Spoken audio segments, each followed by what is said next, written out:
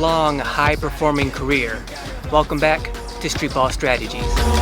Blink, I put her up on the sink. Shorty just show me the third wink. I feel the court on my feet. She had her right than me. That's deep. So many drown in the seat. Ask me, what do I see? Listen, top of the mountain, I speed. I was just taking a peek. So this topic came to mind because within the last week, Lebron James lost his first ever first round playoff series. This is the first time he's ever lost in the first round of the playoffs. And there's a lot of contributing factors to why he lost in the first round for the first time.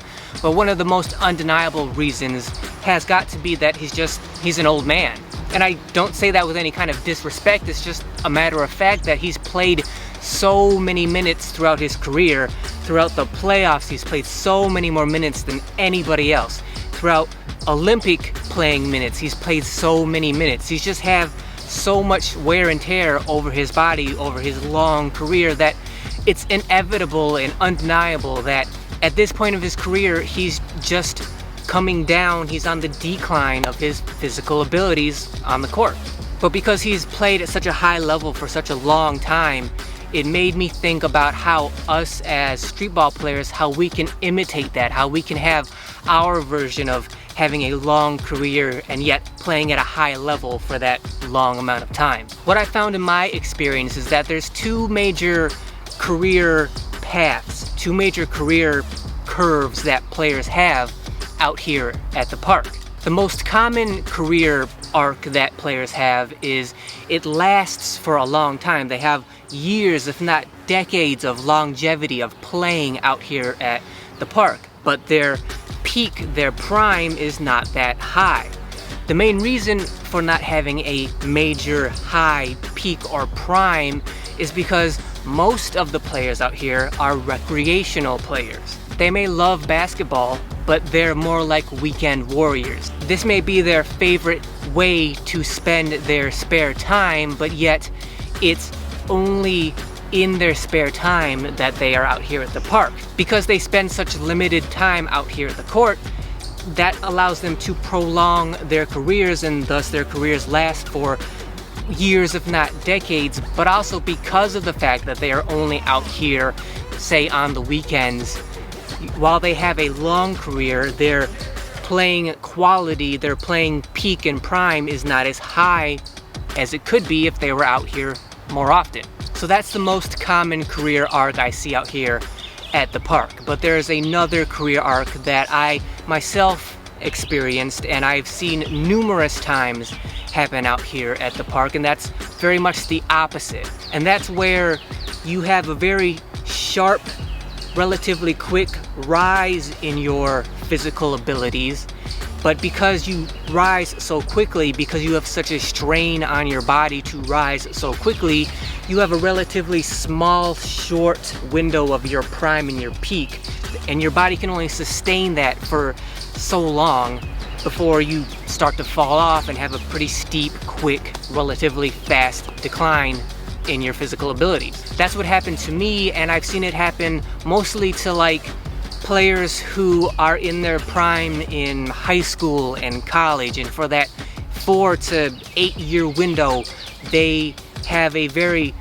fast, quick rise in their physical abilities. They reach their prime at some point. They can only sustain it for a short amount of time, and then once their organized, high school or college playing career is done, then they fall off pretty quickly. The formula, the recipe to having that kind of career arc where you rise really quick and then get to your prime pretty quick and fall pretty quickly, it's fairly simple, right? And that's one of the reasons that I did it. It's just that you figure out what you need and want to do out here on the court physically. You figure out what works for you physically out here on the court, and then you just attack it. You just go after it. You practice it. You train it day in and day out. Hours and hours a day. You just hit it. You just go after it. Pound your body into the ground, chasing those physical achievements that you're trying to get to out here on the court. Day in, day out, week in, week out, just going after it as hard as you can. You're going to get really quick results relatively when you approach the game like that, but then once you reach your peak, it's going to be fairly small, and then your body's not going to sustain that at all for very long at all, and you're gonna fall down fairly quickly. So the real question is, how do you have that long career but try to elevate the prime and the height of your playing quality out here at the court, at the park? In order to do that, it's going to take self-discipline and patience, and you're going to have to pace yourself in order to have that kind of long career. One of the reasons I say you're going to need self-awareness is because you're going to need to know and understand your body, and you're going to have to know and understand what your genetic potential is. Now, when I say genetic potential, what I'm saying is, first of all, in this video we're talking about physical abilities, right? We're not talking about your mental skills. So we're not talking about like dribbling or shooting or passing or defense. Those are skills, mental abilities that you learn. We're not talking about that in this video. We're talking about speed and quickness and strength and jumping ability and everything that goes into the physical side of your game. So you're gonna need to know your body and how it performs and what your genetic potential and ceiling is. Meaning the ceiling for your genetic potential as a physical player, whatever physical ability you're trying to work on. What you need to understand up front, especially for younger players who are at the very beginning of this process, understand that whatever physical ability you're working on, the closer you get to your genetic ceiling, the harder it is to reach that ceiling. You know, there's a principle of resistance at work here. When you're way down here, right, it's easy to come up levels, right?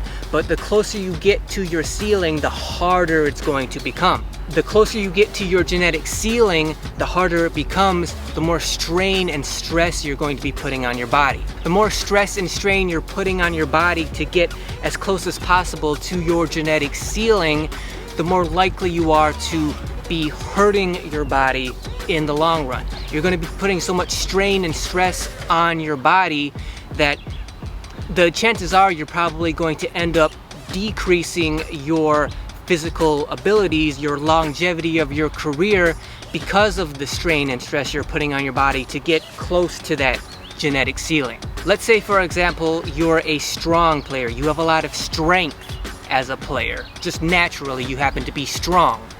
Usually players that have natural strength also don't have very good endurance. Let's say that in terms of your strength, you're about 85% of your genetic potential, right? So you're 85% as strong as you possibly can be, just naturally, without really trying, without really training, without really practicing for strength. You just happen to be about 85% of your natural genetic potential. But in contrast, your endurance is about 20%. So you're way down here when it comes to endurance, and you're way up here when it comes to strength. What most players do is they make the mistake of working on their strengths and neglecting their weaknesses, because when you're trying to practice and train your strengths, that's fun because you're already good at that stuff.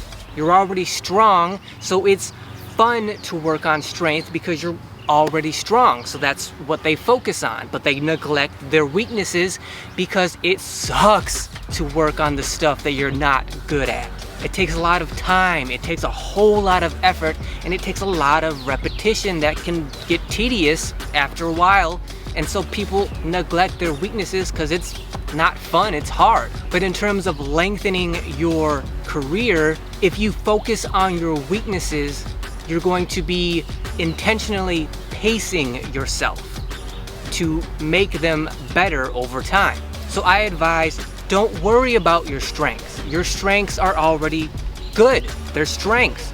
You don't have to work on them in practice and training, right? Because in competition, in games, you're just going to naturally lean on using your strengths. So in competition, in games, your strengths are going to gradually improve because you're going to be using them in competition and in games over time.